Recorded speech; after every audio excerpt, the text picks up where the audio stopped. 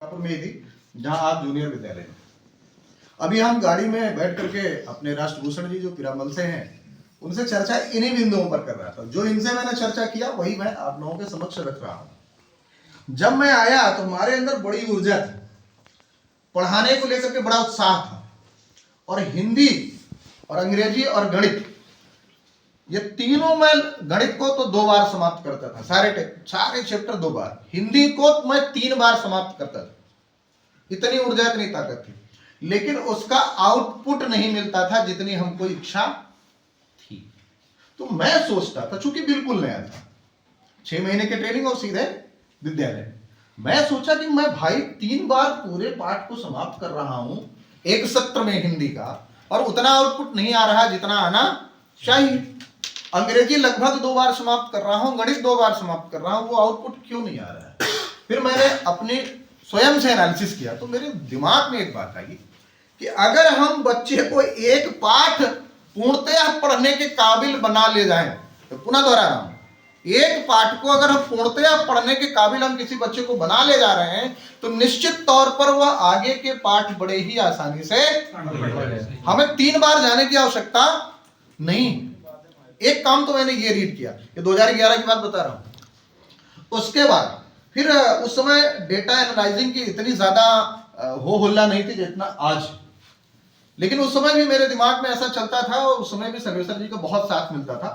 उस समय तत्कालीन AVRC थे, हमारी इनकी बातचीत चलती रहती थी और आप आते भी थे। मैंने एक फॉर्मेट अपने तरफ से हस्तलिखित फॉर्मेट बनाया, हिंदी का अलग, अंग्रेजी का अलग, गणित का अलग। इन 3 विषय पर मैं कार्य करता था। बेसिकली जैसे मान लीजिए हिंदी है तो हिंदी में कुछ बिंदु तय करते थे, और उस बिंदुओं में जैसे होता था कि इतने कैसे कौन कौन से बच्चे हैं जो वर्णमाला ही नहीं जानते, कौन कौन से बच्चे हैं जो 12 खड़ी पढ़ ही नहीं पा रहे, कौन से बच्चे हैं जो मात्रात्मक शब्द नहीं पढ़ पा रहे, कौन बच्चा है जो एक लाइन पढ़ता है लेकिन अटकता है। ऐसे कुछ बिंदु बनाते थे, और उन बिंदुओं पर फिर एक नाम लिख करके सभी बच्चों में, कक्षा 5 की बात बता रहा हूं, सभी बच्चों के आगे टिक लगाते थे कि ये इसमें दक्ष है या नहीं। तो आज लर्निंग आउटकम की बात हो रही है, याद ना, ये मैं 2011 में ही कर रहा था, वो बनाता था, और उसका रिजल्ट मैं साप्ताहिक लेता था। एक सप्ताह काम करना और फिर एक सप्ताह बाद उसका हमको डेटा एनालिसिस करना। उसका जो आउटपुट मुझे मिला है वो मेरे लिए किसी ब्रह्मास्त्र से कम नहीं। क्यों? क्योंकि मुझे पता लग गया कि मान लीजिए सपोज दैट ये बच्चा हमारा राष्ट्रभूषण है, ये जो है केवल 2 पंक्ति पढ़ पाता है, उसके आगे नहीं पढ़ पा रहा है। क्यों नहीं पढ़ पा रहा है? कठिन शब्द आ जा रहे हैं या क्या है?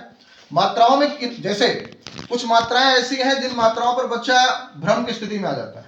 छोटा ऊ, बड़ा ओ औ, इसमें भ्रम की भी स्थितियां आ जाती हैं। तो जब तक हम एनालिसिस नहीं करेंगे कि बच्चों की भ्रम की स्थिति कहां है, किस चीज को भी अच्छे से, जैसे अंग्रेजी में एक मैं उदाहरण दे रहा हूं, सबके यहाँ समस्या आती होगी, यूवी को वो यू कहते हैं। कितने यहाँ समस्या आई लगभग। तो जब तक हम इसको ट्रेस नहीं, ये मैं एग्जांपल दे रहा हूं, जब तक हम ये ट्रेस नहीं करेंगे कि बच्चा किस जगह भ्रम की स्थिति में है, किस जगह उसकी क्लैरिटी नहीं है, कहां पर उसका क्लियर विजन नहीं है कि ये है क्या, तब तक हम उस पर काम नहीं कर पाएंगे।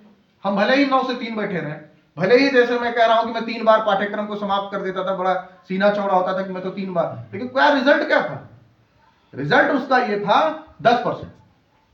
जब आप दक्षता पर काम करेंगे, उसको दक्षता स्किल की तरफ ले जाएंगे, तब निश्चित तौर पर हम कह सकते हैं कि बच्चा आपका निपुण होने की कगार पर आ जाएगा। मान रहे इस बात को? नहीं, ये मेरे 2 अनुभव थे, ये वाला और दूसरा जो है उसने क्या सीखा है, कितना सीखा है, विषयवार उसकी सूची बनाते थे और उसका साप्ताहिक हम मूल्यांकन करते थे। मेरी बात अब यही समाप्त होती है।